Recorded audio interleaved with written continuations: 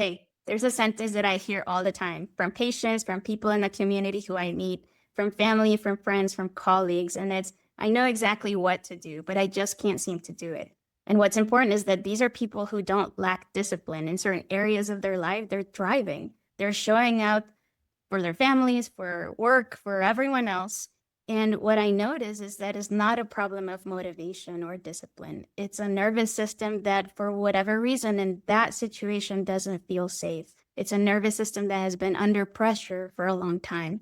I've lived this too myself, even as a physician, even with all the training and the knowledge and the tools that I have. There are seasons in my life where, as I'm building a practice, as I'm carrying a lot more responsibilities and navigating family stress, I noticed something really humbling for me. And that's when my stress is high, my follow through also drops, even though I know these things. It's not because I don't care. It's not because suddenly I'm not disciplined or not motivated. It's because I feel overloaded and something has to give. So I'll catch myself with my shoulders tight, with headaches, with my eye that starts twitching, waking up at 4 or 5 in the morning, and my mind is racing with all the things that I'm beating myself up about not doing. So motivation doesn't respond to trying to push ourselves harder to do more. Motivation and our ability to do things responds when we start to understand what's holding us back in our brain. So that's what I want to talk about today. What does stress do to our brain? Under stress, our brain becomes protective. It's not that it's lazy or that it doesn't want to help us out. It's that it's wired for survival.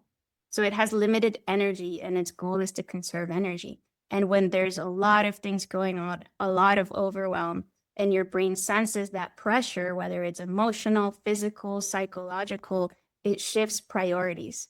It works on just surviving. The parts of the brain focused on planning and parts of the brain that are important for planning and focus and consistency, those are not the ones that are active when we feel overwhelmed. When we're in a state of overwhelm, our brain is going to shift focus to survival. And that means the brain has limited energy. And when it comes to this ongoing pressure of overwhelmed, of too many things going on, emotional strain, physical strain, psychological strain, our brain shifts priorities. The part of the brain that works on planning, focus, consistency, impulse control, and a long-term vision, it starts to go offline. And instead of our nervous system really starts working on survival, on keeping us safe, on just moment to moment awareness and detecting threat and trying to shift energy to surviving that specific threat.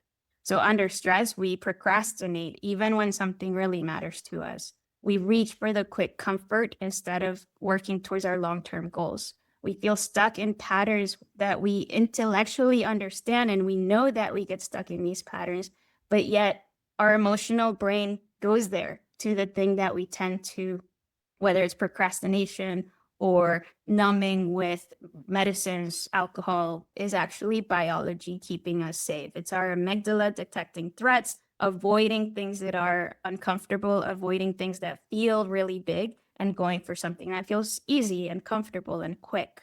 Why does motivation fail under stress? So here's something that most productivity culture gets really wrong. Motivation is not the cause of action.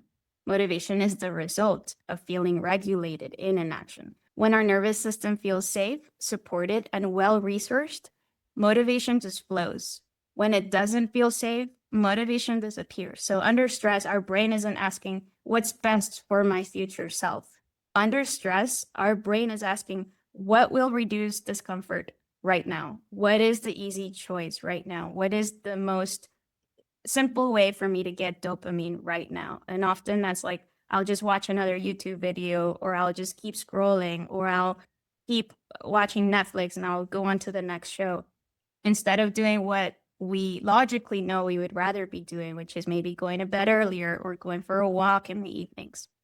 So under stress, affirmations stop working, discipline becomes just exhausting, and our vision board collects dust. So what do? We blame ourselves in those circumstances. We shame ourselves for not doing the things that we said we were going to do. And this makes us feel more stressed. And so this becomes a vicious cycle of lack of motivation and just completely beating ourselves up. And it's a loop that gets really hard to get out of. So the more capable and responsible that you are, the more confusing this feels, because we know that we are hardworking, productive individuals who, when we put our mind to something, we do it. And yet there's parts of our lives that become really difficult to achieve. So here's a key insight. Our brain is not primarily shaped by information, it's shaped by repeated emotional experiences. Under stress, our brain learns to work off of urgency and scarcity and this constant sense of I'm behind, or it's all on me, I got to do more. So even if we consciously believe otherwise, that emotional conditioning that we've had over years and years of practicing those thought patterns, it ends up driving our behavior more than willpower ever could. What that means is change doesn't happen when the brain understands more. It happens when our nervous system experiences safety doing the action that we want to do. So enough safety to believe, I have time to do this. I'm supported in doing this. I can take the next step without danger.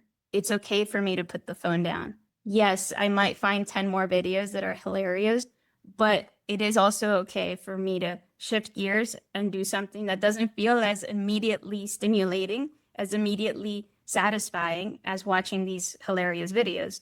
I'm going to put the phone down and go to bed and let my brain calm down and get ready for sleep.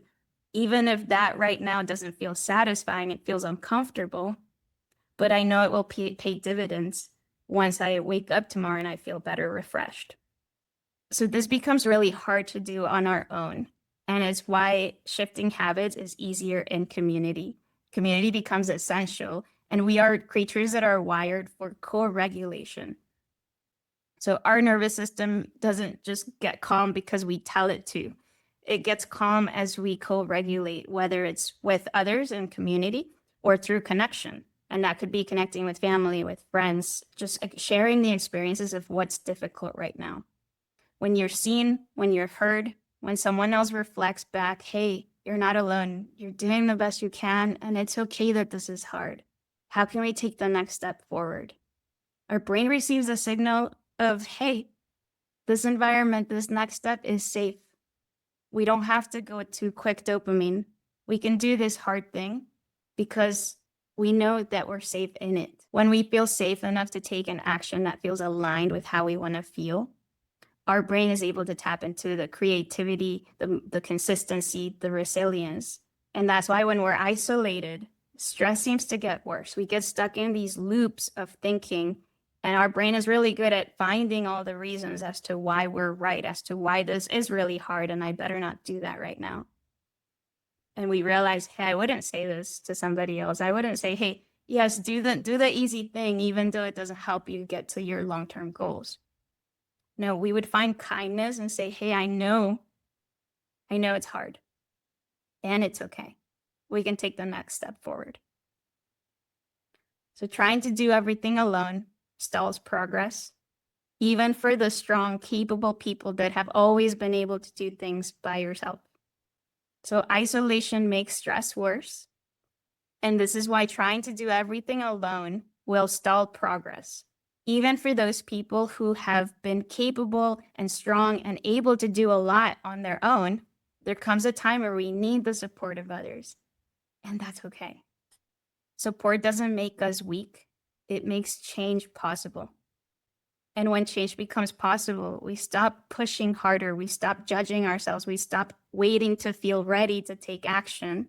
And we stop asking ourselves, what should I do? But what is the next best step that will support my nervous system? What is the next best action that feels aligned with the way I want to feel and the goals I want to reach long term? And sometimes that next step is rest. Sometimes it's a day off. Sometimes it's asking for help, asking for support. And sometimes it's staying connected rather than disappearing and shutting down, even though that can be hard.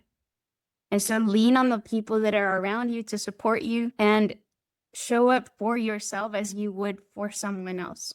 Notice the things your brain says to you and ask yourself, would I say that to a friend? And what we realize often is we wouldn't say those things to a friend. The way we talk to ourselves, we probably often wouldn't talk to other people like that. So if this resonates, let me leave you with these. You don't need more motivation. You don't need more information. You need safety. You need support. You need compassion for yourself and for others.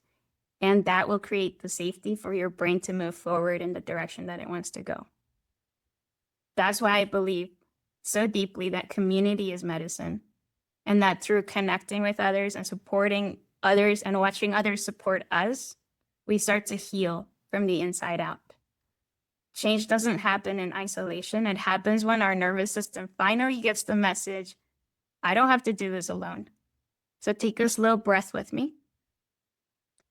And remember that progress begins when safety returns. Thank you. I'll see you at the next video.